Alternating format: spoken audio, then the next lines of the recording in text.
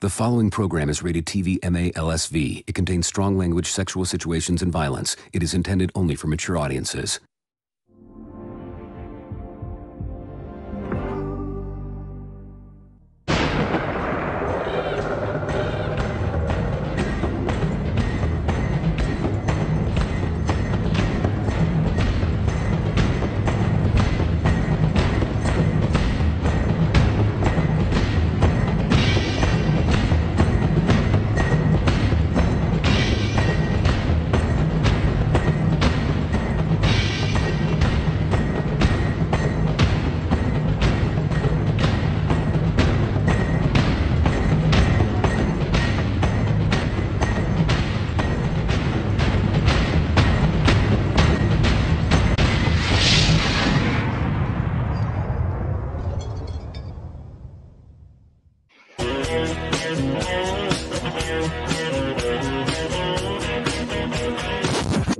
I got the business in the front and party in the back. Whenever I pass by, I give women heart attacks. I don't gotta work out, I let the mullet flex, no stress. The follicle fountain's in full effect. Word to my boy Riff, word to my man Theo. My lady broke up with me cause she's sick of my damn ego. If you don't like my mullet, I don't want you anyway. Now she's all up in my DMs and texting me every day cause she misses it. Used to say I look ridiculous, but now she envisions it on other dudes when they're hitting it. She's got a broken heart and nothing to fix it with, and I got a sore scalp from other chicks that are gripping it. When I got my hair cut, the barber said sure, and she started buzzing with a wide smile. And when she got done and I was walking out the door, said it's more than a hairdo, it's a lifestyle. My mullet, my mullet, it's my mullet. I really don't think you... Welcome to Mac the Mullet Show. I'm your host, Mac the Mullet. My co-host, Connor Mckenna, and the man himself, Bellator world-class fighter. He's been all over the world, many times traveled, All-American in wrestling. Corey Overtime Anderson. Thank you for joining me tonight, gentlemen. Hey. How's it going tonight? I know it's a busy weekend, and I apologize for having you last minute running around, and you probably want to get a little pre-fight ass whooping out on me, but how you doing tonight, Corey? I'm doing good, man. Like I told you before, Sunday's usually the rest day, but I didn't think about what day it was when I said okay. And like I said, I went from church to my massage, and then from the massage to a Memorial Day weekend party, and I was like, snap. I told my wife, I got a podcast I got to do tonight. And before you know it, I looked at the clock, I was like, I got to get out of here. So, yeah. Man, I appreciate you so much for coming. Yes. I can't think of anybody better than yourself bringing out the debut episode on Fight World Live. Connor, how you been doing? I heard you got a little news yourself coming up. Yeah, I've been great. I just got signed for BKFC 44. I 2 weeks notice. I'm the king of the. People call. They need somebody in 2 weeks. I'll go in. So I'm ready to fight at any time. So I'm happy. I'm here. I'm cutting weight right now, so I'm a little miserable, but I'm ready to go. Yeah, overtime. We got any time, I reckon. So Corey, Back to you. June 16th. It's the late great Tupac Shakur will be his birthday. I think I heard you have the intentions that you're gonna throw down a Notorious B.I.G. ass whooping on Mr. Wonderful, if I've heard right. We'll go out there and handle business. The plan is to go out there and dominate like I usually do. Last fight didn't go the way we wanted to, so it's kind of like the redemption tour. They've been going super hard. Just can't focusing on going out there and dominating, not just win, but to dominate in every facet of the game. So that's the plan. Let me ask you a question. For people that aren't familiar with, might not have fought or wrestled either, how would you compare your training for wrestling compared to your training for fights? Would you say in my opinion, wrestling seemed to me like a lot more labored grind, because at least in MMA, I'd have times I can actually turn to other things and avenues to train on, but wrestling was a constant grind. How do you see it? I feel like it's the opposite. I feel like fighting is a constant grind. That's just wrestling is kind of like autopilot for me. Maybe as a younger age, wrestling was a little tougher, but now as I'm 33 years old, I've coached college wrestling several years. I've wrestled some of the best in the world, and now it's kind of like just wrestling is kind of, I can do it on autopilot. Like when I get into a wrestling scramble, most guys get tired. it doesn't phase me at all. Like I don't, they breathing hard. And I said like nothing ever happened. When I go into MMA, as for one session I'm doing boxing, the next session I'm doing jiu-jitsu, and I'm doing pads. Then I gotta go wrestle. The wrestling's the easy part, but at the end of the day, the next day I do the same thing. That's just 4 sessions in one day. The next day is jiu-jitsu, then strength and conditioning, and then wrestling or jiu-jitsu, whatever it is at the end, or one-on-one with the coach. And it's kind of like, and that's for me, the way I do it is the way our gym is set up, or our team is set up here in New Jersey, is like Indiana, we have one team, IBG. As for Jersey, we call ourselves Iron Army, but it's several teams that we travel with. So I'll go from Hoboken, New Jersey, which is an hour and 30 away, to Dante Rivera's, which is 30 minutes away, to Ike Williams Boxing, which is 40 minutes away, to Nicotone, which is an hour and 20 from there, but it's 20 minutes from my house. So it's like I'm constantly bouncing around, and I'm shooting home to eat and shower, then go to the next one, and home to eat and shower, and to the next one, and home, eat, shower. I feel like that's a lot harder because you constantly, your mind is switching. Like, I just had a great wrestling session, but now I'm going to go box with a professional undefeated boxer. You know what I mean? It might not be as good because they might chip me up and beat me up because that's their expertise. You got to put that behind you and think about, all right, now I got to go to jiu-jitsu, or I got to go get all these different world-class black belts, second-degree black belts, brown belts. And some of them I can beat them, some of them I can't. And after that, it's time to go to strength and conditioning. So your body's already beat. And you got to keep that mindset like, oh, I got to keep pushing. I got to push hard. I can't relax. I can't just hold it for tomorrow. I got to go as hard as I can today. And at the end of the day, it's just like it all adds on to you. Just like, oh, hell, I got to do it again tomorrow. Yeah, and MMA is where you get your bumps and bruises too, you know. So it's not just like the training, you know. You're getting in there, you're fighting, you're hitting things. People are hitting you here, there, everywhere. You start to feel that stuff over a while. And, you know, I'm not saying wrestling's not, you know, as, you know, wild, but in a way, you know, getting kicked and getting taken down is two different things, you know. Yeah, it's like our coach said. My coach said all the time, like, I wish you guys, like now he just started, he said, you doing bare knuckle boxing. So my coach, Mark Henry, he cornered Eddie Alvarez for the bare knuckle boxing. I was the first bare knuckle fighter we had out of our gym. And he said, like, I'd much rather y'all do like something like that. Not bare knuckle per se, but like boxing where it's only one thing to worry about because so many less injuries. You worry about, it's the same thing. You throw punches. Like all the people at the boxing gym, they go in and hit mitts, they spar, and they're running in the morning, something like that. It's pretty simple. Same schedule every day. Hit pass, different technique. As for ours, it's like you got wrestling. There's a lot of up and down. You headbutt, collide heads, elbows. You land on your elbow, you twist your ankle. Then you got kickboxing. You eat leg kicks, head kicks, blocking kicks, forearms. You're punching your knuckles swell up. They look like these hands and stuff like this. And it just keep adding up. And by the end of the week, after doing it for 6 days, it's like, oh, I'm so hurt. Like I went in this morning now.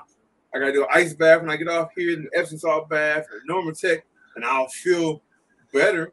But I'll still be beat up. It's a constant grind. I just did that ice bath.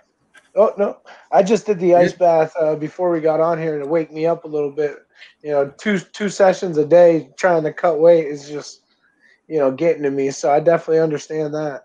Yeah, I was gonna try to do one before we got on, but I was locked out of my house, so I I guess I gotta wait till after.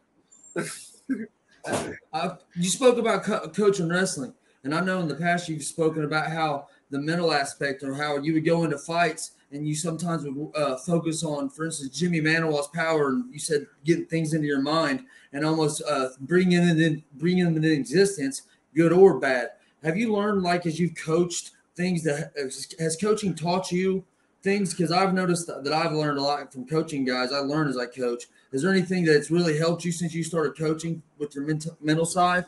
Yeah, I mean, I had coached before fighting, but it wasn't until I started doing it again to realize, like you said, to realize those things in the mental. It's like you have a kid that you wrestle, and they're like, oh, he's super good at this, and he's super good at that. You tell them, like, so you good at this. Don't worry about what he's good at. Do what you good at. Go out there and take it into your world. Do what you good at. Don't worry about him. And it kind of make you realize, like, it's the same thing for you as a fighter. Like, it's been times I've been in camp, and I'm thinking, like, man, he's so good at this. I got to make sure I can't get there. I got to stay away from this. And it's like, no, you just learn how to defend it. Yeah, you learn how to defend what he's good at, but focus on mastering what you're great at. master what you're great at and go ahead and get it done. Exactly. That sauna. I don't use the sauna. I know who that is.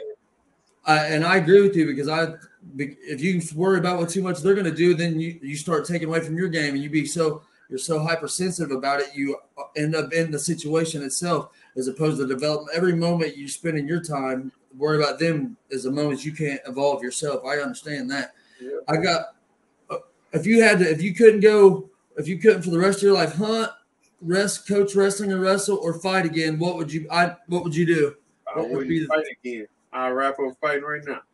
Peace. Like I said, I can fight for a limited amount of time, but I can hunt and fish for the rest of my life. You know? Hell yeah. So what is your PR right now on a whitetail? What's on pointer? What's the biggest? The biggest was 6x5. I've never scored any of my deer. I've never scored a deer. I got a huge Illinois 10 over here on the wall. I got a huge Canada 11 point in Indiana. I got a 33-inch access buck. I've got some nice deer, but I've never scored one of my deer ever. It's not a thing for me, you know. That takes the pass. I see a lot of guys that chasing that. They're chasing the record, but they want to be their last one. I want to do this. I want to do better. I want to get in the record book. I'm Pope and Young. Like I've had people say the 11 pointer and the 10 pointer are definitely Pope and Young, but I've never had them score. I never care because the moment you do that, you always chasing that next one. Like, oh, is this one bigger than the other one? It's like if I get that adrenaline, or I start when I get excited, I'm gonna shoot. I shoot does. I shoot bucks. I'm not a trophy hunter. I'm hunting for meat. So whatever gets me excited and keep me in the woods so I can pass the tradition to my kids, I'm gonna keep doing it. I don't know if I ever even teach my son about scoring deer because my father never did it and I didn't do it. So Speaking of, what's your favorite cut on a deer? On a venison, what's your favorite cut? Backstrap. Backstrap. That's it. You can take a cannon and shoot a deer and blow the whole side out. But as long as the backstrap is going to touch you, good. Yeah. Hams and cut those up and make some jerky or some brown. But just give me the backstraps. Give me them 2 long venison strips and just give me a picture with them real fast. Zip vacuum seal them and throw them in the freezer. I'm good. That's it. Meat for a while. Well, speaking of teaching your son hunting, that brings me back to when I was young. My dad actually first time he ever took me rabbit hunting.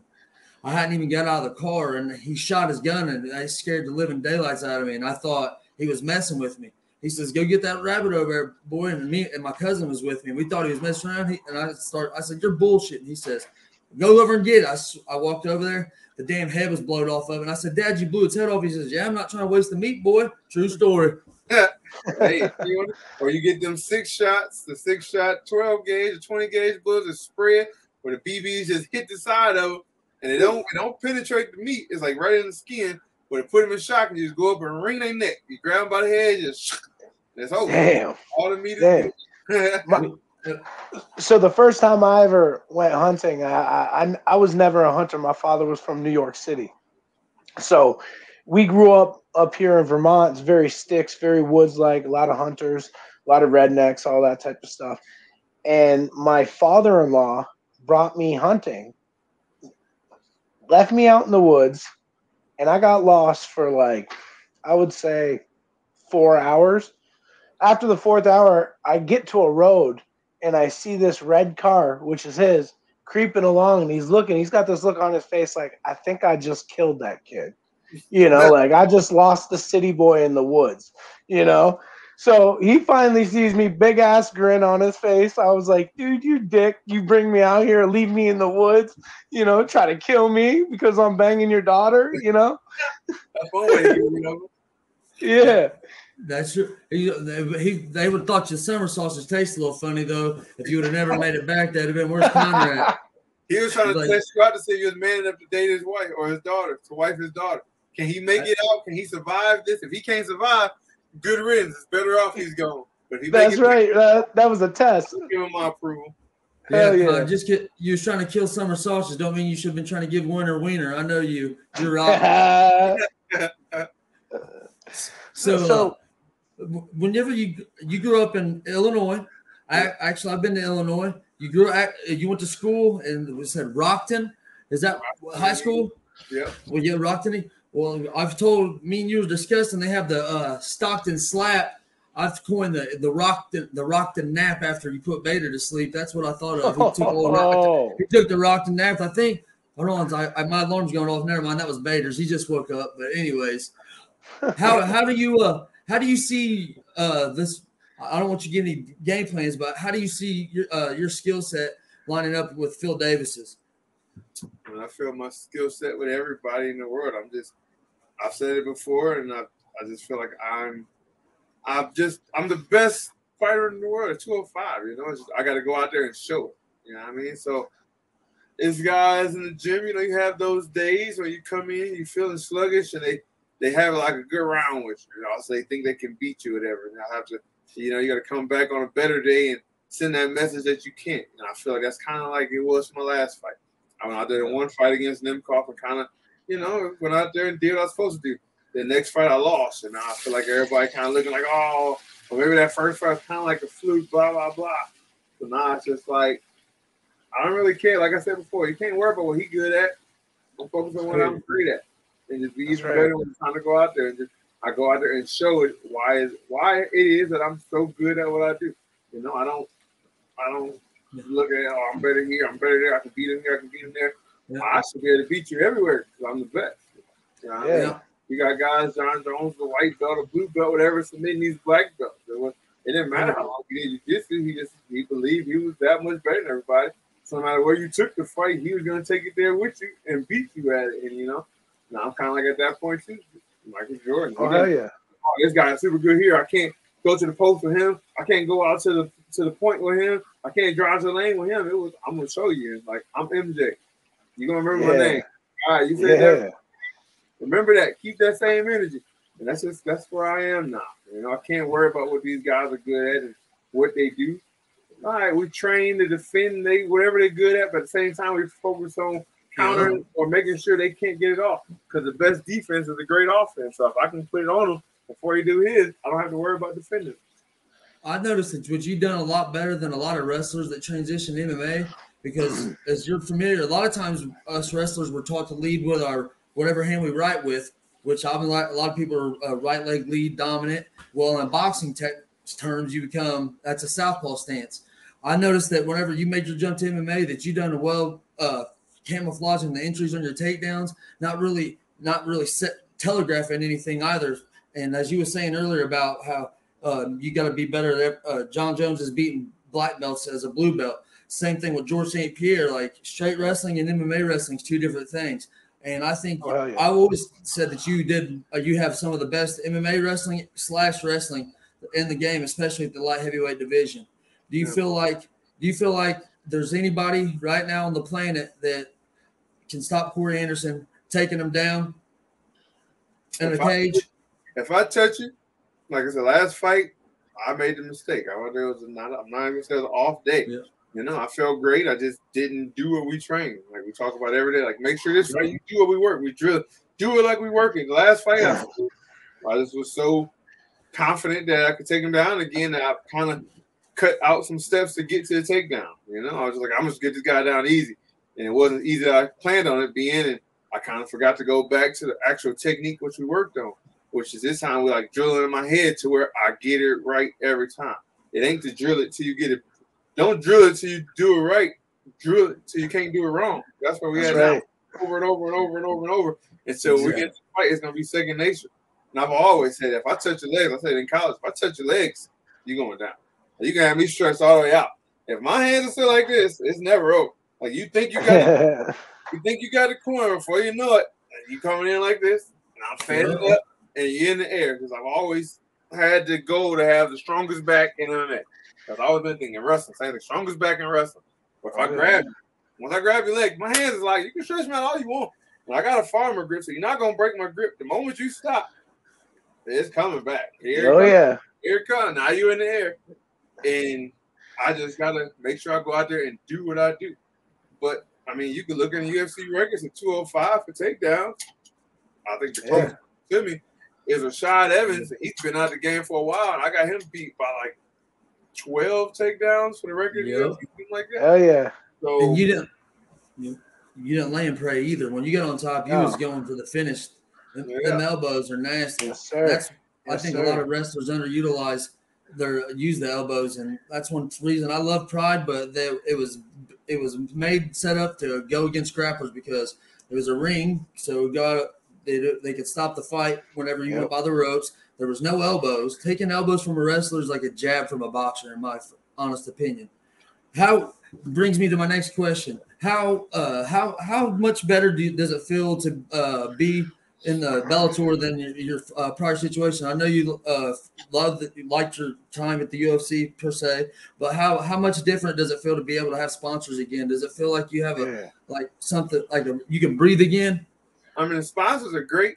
The thing is, the pandemic kind of hurt the sponsor feel for a lot of fighters. You know, like even my manager, he said, like every fighter, I show up with my banner full, my shorts full, and my shirt full. My manager don't do any of it for me. He tried before, but it was just such a hard thing. And he called me one time, like, bro, how did you get so many sponsors? I tell him, I'm a hustler. Like, I'm going to eat. My family going to eat regardless. And that's what the sponsor money for. The sponsor money goes to the joint account where the wife can spend on bills and the house and everything else. So anything she needs and bills need to be paid, we ain't never going to have to worry about are things going to be covered, because I'm going to hustle, I'm going to call, I'm going to email, I'm going to knock on doors, I'm going to offices. I do what I have to do to get the sponsors. It's a headache to do it, but it's also a great feeling, like going to the fight, knowing like, all right, we got those checks secured. So we already got the house is paid for. As soon as we get to the fight, once I get the sponsors, everything is covered. We ain't got to worry about nothing. We got the money in the account. It's going to keep growing. All the sponsors go to that. And then I think the best thing I love about Bellator is just the relationship I have with the higher upper salon guys and females in the business. So for instance, today, this will never happen in UFC. So they called me last week. The arena that the fight is going to be at, they're keeping ownership of the tickets. So usually it's like a thing where the fighters get so many tickets, blase, for their family ahead of time. But they called me like, we're not sure we can do that. These are just some of the employees or whatever. Well, I called one of the higher ups, like, look, the section you guys gave me a while ago to sell my tickets, they're all sold out. So the guaranteed tickets I usually give for family, if I don't have them and I can't put my family with the rest of the friends and family, I'm going to have an issue. Right within 30 seconds, the guy takes me back like, look, on me, my word, you got 4 tickets guaranteed for your family. You don't worry about nothing. You focus on the fight. I'm going to make sure your tickets, whatever tickets you need, you let me know. It's taken care of. Don't worry about it. Never would have happened in the UFC. For me in the UFC, for people it will. For me, it never. If I want to get a hold of somebody in the UFC, it was always, I got to talk to them and talk to this. And before you get there to fight week, I'm calling around trying to get extra tickets, and we scrambling. After this dude said, you don't worry about that. You worry about fighting. Guaranteed, my word. I don't care if they give them to you or not. I'm going to have 4 tickets set aside for you no matter what. Guaranteed. And that takes a lot off his plate, because the last few days, I've been wondering. Tickets go to my parents, who I told, you are taken care of. Don't worry. Now we're 3 weeks out. All the sections are sold out where they family and stuff. So it's like, that's something you got to worry about. Are my parents going to have tickets? Do I got to get other tickets somewhere else? I ain't going to be away from everybody. And then all of a sudden they give me tickets when I get there. And now I got extra tickets. I'm just going to eat. I'll lose a couple $1,000 on tickets. And the guy said straight up, like, don't even worry about it. I'm going to take care of you. You focus on you. It's guaranteed, my word. And that right there, that is why I love Bellator as much as I do, because it's just a person-to-person relationship. They separate the business and the person. You know, he understands I'm caring about my family. I got your family taken care of. You worry about the fight, I'm going to handle that. That's right awesome. There is far from me, because I'm a family man. That's how it should be. Like in the past, whenever the whole ordeal where they was talking, didn't want to get your pregnant wife to pay for the ticket at the time when she was pregnant. I'm surprised the UFC didn't try to make you pay for an extra quarterman pass because she was pregnant, trying to say you was sneaking extra people there. Yeah, that was all BS. Like, that's when it all started for me, man. But that's when my whole bad blood with them started. But I will say, in the last couple weeks ago when I was in New Jersey, I went cage side with my manager and sat there and talked to Mick Maynard and Hunter Campbell and all them. We didn't have no bad words exchanged, nothing, but we sat, we talked, we shook hands. So as far as I wiped my hands on my beef for them, it is. I buried that hatchet. I got that off my back. I got a clear conscience on it now. It's kind of like I said, time does heal all. because in the past, if I would have seen him, I probably would have cussed him out and wanted to fight him. But the fact that I see all those guys right there in the era of the fight with all the adrenaline going, you in that fight mode, and I seen them and was able to shake their hands and they congratulate on me and everything I was doing and ask about the family. Right then, I was like, all right, I can bury that hatchet. You know, they forgot about the beef. I can let go of the beef. I do my thing, but it's still a business. And as for business, I feel like Bellator is better for me. Nice. So now that you are one of the best wrestlers in the game, what would you say to your coach from grade school that left you at the tournament on the bus? Oh, y'all read that story.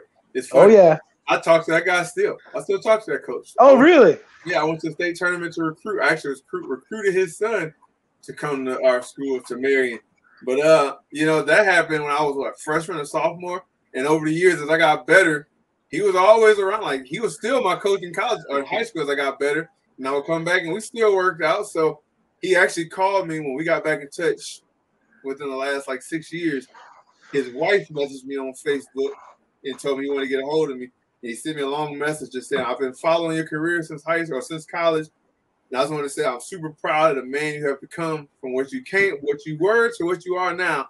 And he said, I would gladly love to have any of the kids, because he coached at a high school, that wrestle for me, come wrestle anywhere you are if you ever coach in college wrestling. And I'm like, well, it's funny you said that, because I just started coaching at Marion University this year. So if you got any guys who can go somewhere, send them my way. So hell yeah, man. That's awesome. Ooh, yeah. Networking. I said you can't, if you're selfish, it's irony. You can't network when you're selfish. You see what I'm saying? You can't burn bridges, and there's things that you learn from in the past. And I always tell my guys, a champion never lets one loss beat him twice. You can't.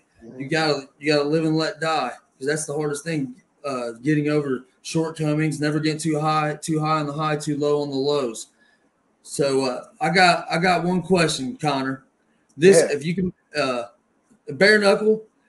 Since you're doing it, if you was starting over again, would you take up bare knuckle first, or would you wait till the end of your career so you don't accumulate scar tissue? If you actually wanted to do MMA, if you wanted to do MMA and bare knuckle, what would you do first? I would fully do MMA. I would have followed the same type of direction that I did now, just because, you know, I enjoyed learning all the different things in MMA. And before, when I was a child, I was a boxer. I did the Golden Gloves, and I went through all that. And then I started fighting MMA, and I felt like it was just a lot more things going on. It felt good.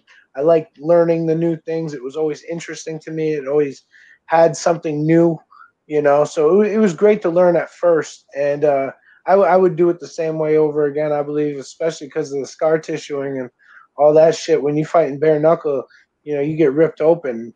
And like right now, I am, you know, in a mindset where like I got to do this shit now. I'm 31 years old, you know. I'm about to turn 31 years old a day before I fight. And in my head, I'm like, fuck it, man. You know, I'm here to do this shit. When I had my opportunity where I should have really taken it, you know, about 7 years ago, I had a father who had cancer. I didn't want to leave the state. So it was one of those things where, like, you know, I either chase my dream or I stay around and, you know, help out. So now I'm a father, and, you know, I got a lot of things to lose, but I also got a lot of things to fight for. So, you know, this bare knuckle shit, I know I'm going to do very well at. So, you know, I think it's going to be a good run for the end of my career.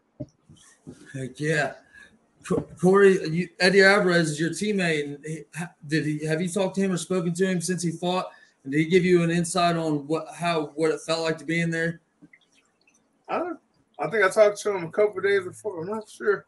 We've talked a few times. I've been in Jersey, but I can't remember if it was before or after the fight. But I've talked to our coach. I see our coach twice a week. I do miss with him. And he swore Eddie loved it. He thought it was great. I know before, Mckenna was a boxer in the Army. He'd been in MMA. He's been with Frankie Yeager, Ricardo Almeida, Edson Barbosa, Marlon Moraes, like some of the top names in the game. Eddie Alvarez, He's Caitlin Chukagian, me. There's been so many of us, and he always is against. Like, oh, I can never do bare knuckle boxing. Don't look. It's like it's crazy. I would never do that. This and that. And then my cameraman Nick Vespi is like one of the main camera guys for bare knuckle. He always comes take photos or we hitting pads or doing sparring. Like, bro, you guys got to come see it. I think you'll like it. It is. It's so much different. And then Mark was actually there with him, and Nick called me or texted from the back like, yo, I think Mark hooked. I think Mark loved it. And sure enough, like I went and did pads with him. Mark was like, oh, it was great. Yeah. You got that itch. Like, oh, that was amazing. Like, oh, I loved it. It's just worrying about one thing. You're calling codes. I only got to see one thing box. I don't have to worry about takedowns and kicks. Like, oh, I can't wait to go back. Hell yeah. That's like, how I feel. I was like, you was completely against it this whole time. Yeah. Change heart now. I wouldn't want you to do it. I don't want you to do it. But yeah, I love that. Like, that's perfect for the people that's crazy and don't care. I'm meant to be there. Like, you're a nut, coach. You're a nut. So, exactly.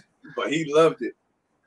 I think that for a coaching standpoint, it would be easier to focus on one facet, but at the same time, it's more of a specialized sport. And like I tell my guys, like if you're taking up if you want to do amateur kickboxing bouts coming out from wrestling, just know that if you're getting your ass whooped on the feet, that unless you can do something about it, there's no other avenue to save you. So there's more room for specialists in those sports with more strict rule sets per se, and less avenues to win. I want to know if have you coached any guys in wrestling that wanted your advice about going to the next level, Corey? And what would you tell a fighter if a wrestler? All the guys I've coached. So I got married. There's a bunch of them now. When I was there before I left for camp, they wanted to come to my house. So I have a gym at my house. I got a building at my house. I turned it into a gym. And they all wanted to come train or come to IBG and train. I told them, look, I'm your coach. Once you're done wrestling, you want to come work? Come on, get a schedule. Get a few of the guys, a bunch of them want to do. Like, you get a schedule of the guys. We get 2 different schedules whatever. Whenever you guys can, come to my house, and I'll put you all through training sessions. You know what I mean? But if you can't, just find a gym. Get to a gym and work hard. But I had some when I was coaching junior college that after season, they wanted to do it. We met in the room every day. We trained, and I gave, 4 of them. I got 4 of them amateur fights, and they loved it. They were hooked. Some of them still fight to this day. Some of them got in trouble, and they just end up steering away from fighting because they got into the streets or whatever. But they all, every time I coach a kid, when the season over, whether I'm helping in high school or college, as soon as it's over, the first thing during the season, they ask him, like, coach, we're going to teach me how to throw a punch. We're going to teach me how to throw a kick. I'm like, look, let's focus on wrestling first. I'm a wrestling coach. Yeah, I'm an MMA fighter, but I'm worried about your wrestling. I teach you something else and you get hurt, and that look bad on me. Once this is over, the moment we finish nationals, I'm an open book. Whatever questions you got, we can do. But the man tell them all when it's over, like, you just got to get to the gym. The first time they get hit, they usually don't want to do it no more. But if they can get hit and they fine with it, this is a sport for you. And I was talking. Go ahead. Sorry, Connor. I just said that's right. I have a lot of I was thinking about this next generation of kids that are training now, little kids. They might be the first generation that we're going to get to see that. Back whenever, like, we wrestled, then we ended up having to learn later in life the striking and the submission game or whatever. Well, now I think kids are going to be able to cross-train more at a younger age so they can actually develop their skills and not have to unlearn habits. For instance, not to go to your back, and wrestling's a bad thing. So if you when they jump over to try to make the transition, they're always trying to give their back up in a situation to get strangled. And now that if kids are training where they don't have to unlearn those habits and they can blend their skill set as they go, I think that one day John Jones, he's always going to be a great fighter. Corey Anderson, you're awesome, great fighter. But I think one day kids are going to end up, the skill set is going to get better and better because our training is going to get better and because we're in the infancy of our sport. But I think as far as where we are right now compared to, like, say, baseball and within its first 20 years, I think MMA is at a pretty good trajectory. Would you guys agree? Oh, hell yeah. That's from the beginning. Look at Horace Gracie when he was in it and killing jiu-jitsu to when Matt Hughes came in and beat him. And then you got not Carlos Condor. What's his name to beat George St. Pierre? George St. Pierre. Then you had Josh Condor. All those guys that came in. The more they came in, all to Johnny Hendricks and then Chris Weidman or Anderson Silva and Chris Weidman and the John Jones and Israel Adesanya. Yeah, McGregor, like, every time it's because somebody developing a new technique or they doing it at a younger age. And then as they get older, now you got that Raul Rosa kid just got in at 17 or whatever. Granted, he lost his last one, but the kids are getting started a lot sooner. As for it wasn't till they were adults, they were going to a gym, they take a kickboxing class, and all I see fighting. Like Jimmy Manuwa, he didn't debut until he was start fighting until he was 29, 30. And, you know, he didn't get into UFC until he was 36. As for now, kids are in the gym. My son doing kickboxing now at 4. You know what I mean? He'll start wrestling around 6. And I'm sure he'll pick up something else. He'll kickboxing, turn to boxing. You know, before you know it, if you want to fight when he's older, he's already got that under his belt. As for I didn't throw a punch legit until I was in college. And then a kick until I got out of college. And jiu-jitsu until after I got back from the Ultimate Fighter. You know, so it took me time to pick things up the kids are doing now. So, and when they are our age, or my kids are my age, the kids below them is going to be even bigger trajectory. It's going to be some new art that kids are doing. That's like practice. Do you let your kids watch your fights, Corey? They watch them on TV, but not in person. Okay, that's what I was wondering.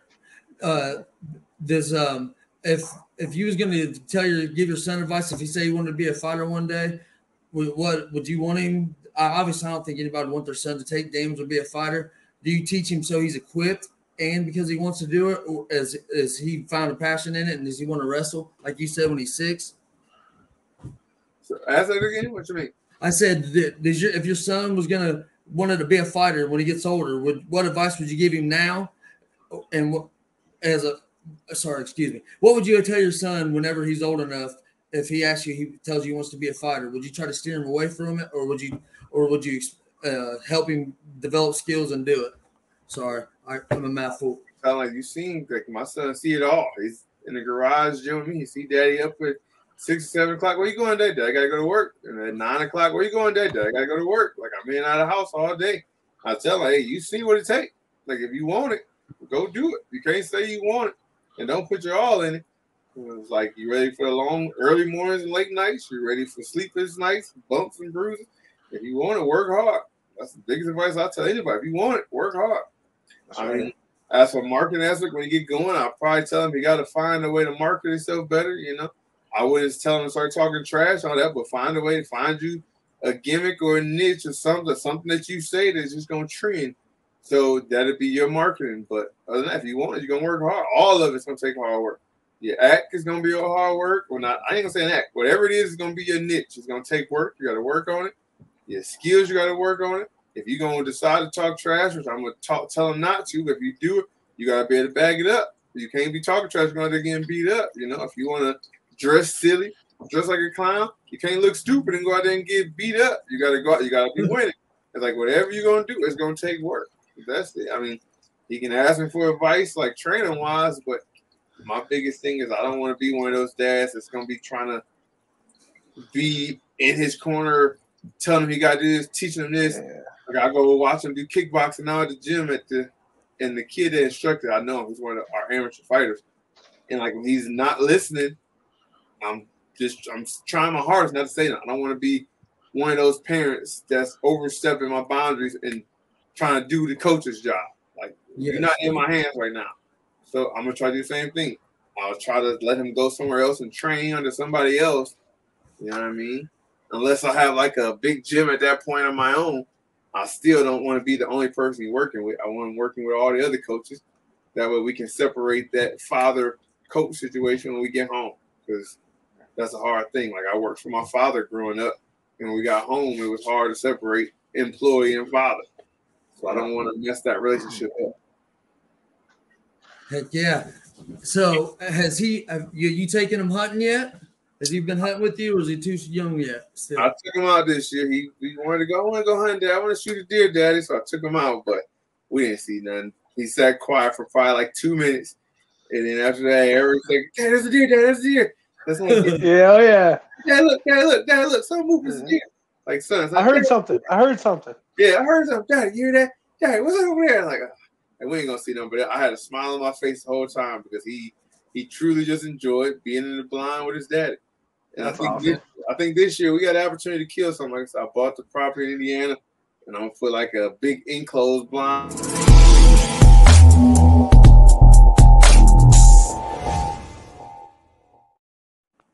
What was that? What the hell was that? David Potter, is that you playing with interruptions again?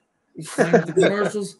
But I put a big deer blind in the middle of one of our properties, and I'm gonna take him and the family out enclosed, so I know if something come up, I can just tell him be quiet right before the shot. I'm gonna open the window, be quiet, man, and get a shot, and then let him get excited. So that's the plan. Get one this year with him.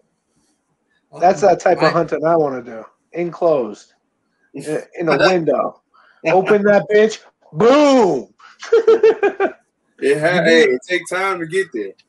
To me, I always thought they said when you got to be in the blind. I was thinking, man, Ray Charles was one hell of a hunter. But my dad took me when I was young for one time fishing with him, and I pouted, wanted to go home early, and he told me again because they go all night fishing. He said until you could prove that you can really want to fish, and I'm not taking you again. So he made me like 4 different times. I failed, but he would take my little pole. He would take a screw tied on there, so I wanted a hook on there so it wouldn't get snagged. And he had these little bushes out in the front yard about 15 foot apart, and he made me cast it until I got 7 out of 10. And I promise you, my mom and him had some go-arounds. And it wasn't she was mad because he was leaving me, wasn't taking me. She just mad because she had to watch my rotten ass. That's all it was. But eventually I got better at it, and he always told me, like, just like you said, even though you didn't get nothing, kill anything, a bad day of hunting beats a good day of work any day, doesn't it? Oh yeah. We had a blast. He talked about it as soon as we got home. Mommy, we seen deer. Mommy, we had some fun. Mommy, Daddy had his bow. Mommy. He was just so excited to tell everybody about it. So that right there, it was worth it for me. I mean, my freezer was already full. It was the end of the season anyway. He just wanted to go, so I took him out to a spot where I know I always see deer coming through, but just for him talking, they just didn't come that day. Best part of being a dad. Seeing your kid happy as hell just to chill out with you. Oh, that's the best feeling in the world. Yes, sir. Dad, I want to go to the gym with you, Dad. Dad, I want to go. You can't go with me right now, man, but I'll take him to the boxing gym. If I go spar, it's like a community center type place. Like, you can come. You just run around with the other kids, jumping on the bags, jumping in and out of the ring, whatever. That's the way to do it. Well, I know it seems like time's been going by fast. I don't want to get you guys out of here, but some last couple questions I want to ask you. Brian Petty says he took you down 3 times in a row. He says he has video footage, but I want to know how many times do you think you take down Ryan Petty in 1 minute? And secondly, can I ref and can Coach Bradley watch? Because he talks a lot of smack. I feel like Petty does. Petty be the easiest one out of the whole group. He's a basketball player. He stands tall. I'm gonna take it in 1 minute. I can get him down. I can get him at least 25 in 1 minute. You know what he said? He said he told me he played basketball. He said the only reason you got it because he was good at free throws. That's the only reason you was letting him throw you because you was standing on the free throw line, just throwing him every time. I asked him I told him the over. It was over. You'll throw him with an over under. He thought I was talking about the sports bookie. I said, no, you're in trouble, bud. You're gonna hit him with he don't know He don't know a double leg from a double cheeseburger. I love it. As long as he's been around Coach Bradley and all the wrestlers, he should have been a wrestler. But he is what he is. I always say the second toughest guy to a wrestling is a wrestling friend because you don't hang around wrestlers and you don't have to want to wrestle. You're gonna get your ass thrown around. We always had inside jokes with my buddy Johnson. He always used to try to shoot double legs on us from behind. He touched my leg one time, but that's about it. But old Petty, I remember one night he got doubled over by Mike Jackson. But I was just gonna say he got Jackson. I'm sure Jackson slammed him a few times. Up there it is. Yeah. Oh yeah. Oh, but all right, fellas. I hate to run, but it's been a good evening. Any last questions from you, Connor? Want to say any hi, bye, hate you, bait you, whatever? Shout out your sponsors. Hey, yeah. I just wanted to say thank you, everyone, for buying the BK TV app and watching me in my hometown, and the whole hometown shuts down. Thank you, Corey, for coming on here. It was a pleasure talking to you. Yes. Never thought I'd get a chance to talk to you. This is a great moment. You know, you're a true legend. Yeah, we appreciate it so much, Corey. Go ahead and give your last shout out, sponsor, anything you'd like to say. So thank you guys for having me on. Like I said, I don't do fight media anymore. I don't know if I told you that. I don't do any media related to fight media till fight week. But you know, I appreciate he was like, you. "Oh, he's a good guy, blah, blah, he's my boy." So you know, I jumped on, hollered at it. It was fun. Other than that, shout out to all my sponsors: Apollo Nutrition, Eat Clean, Bro, Brain Tat. The list goes. That's so many. My hunting sponsors, my fight sponsors, all you guys, Hero Sports, everybody on the banners behind me.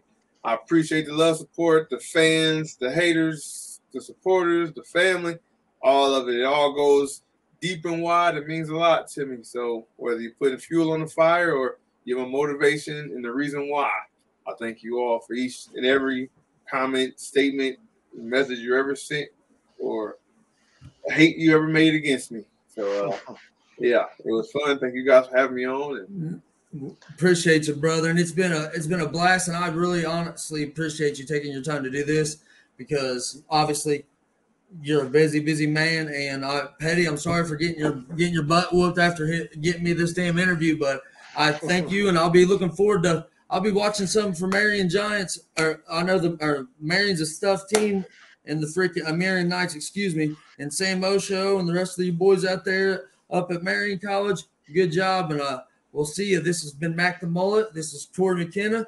This is Corey Anderson. And we'll see you next time. I appreciate you. Have a good weekend, y'all. Peace. later. Peace.